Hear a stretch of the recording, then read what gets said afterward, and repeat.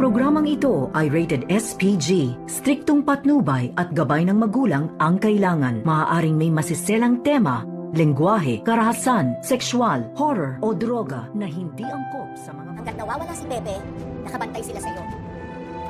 I owe you one, girl. Thank you. Tumawag nga itong si Neresa dito kay Moira at kinamusta nga kung nagtagumpay ba ito sa plano niya iligaw itong sina RJ at itong si Giselle. At dito rin na sinabi ni Neresa kay Moira na hanggat nawawala itong si Don Pepe ay sa kanya mismo nakatutok sina Giselle at RJ. At dito naman na nagpapasalamat ng husto itong si Moira sa kanyang kaibigan na si Neresa, dahil kung hindi dahil sa sinabi ni Neresa na nakasunod itong sina RJ at Giselle, tiyak na nahuli na ito at natunton kung nasaan itong si Don Pepe. Kaya naman kinatuwa ng husto ni Moira ang balita dito ni Neresa na hindi ito nagtagumpay sina Giselle at RJ na mahuli ito. Tapos mamaya-maya naman ay agad din na tumawag itong si Carlos kay Moira at ipinaalam na sinabi na daw ni Zoe kung nasaan itong si Don Pepe.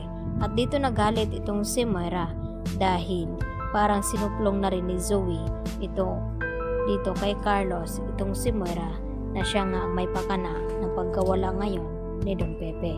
Kaya lalo naman na ikakapahamak ni Moira kung may iba pang nakakaalam na may kinalaman ito sa pagkawala nga dito ni Don Pepe.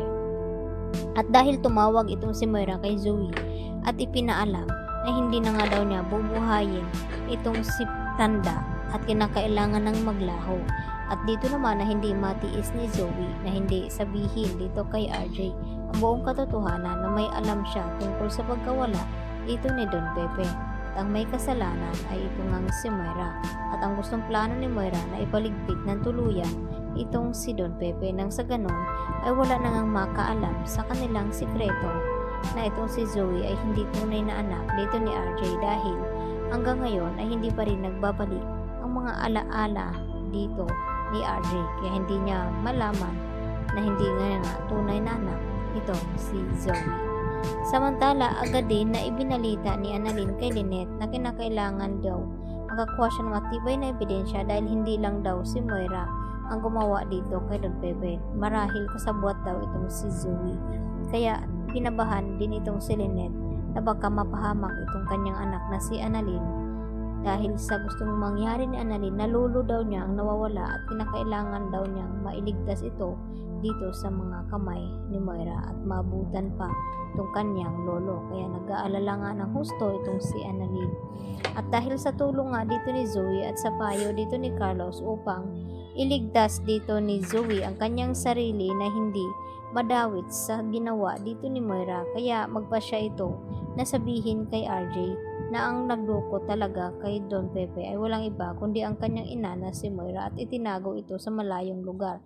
Subalit nagbabanta itong si Moira na tapusin na nga itong si Don Pepe, kaya hindi matukoy ngayon ni Zoe kung buhay pa ba itong kanyang lolo o baka tinuluyan na nga ni Balahadya at Moira itong matanda na patahimiki nang sa ganon wala ng sakit sa ulo ni Moira na malaman kung sino ang ama dito ni Zoe. Ganon din naman ang gusto mangyari ni Carlos na kung malaman ng lahat, lalo na kay Lynette, tiyak na masisira daw silang lahat dahil sa sekretong ito. Kaya mabigat sa loob ni Zoe at hindi niya kayang mangyari iyon na may mangyaring masama kay Don Pepe. Yan ang ating pagkaabangan maya-maya ng konti mga kapuso. Dito lamang yan sa Awat Kamay na Pangarap.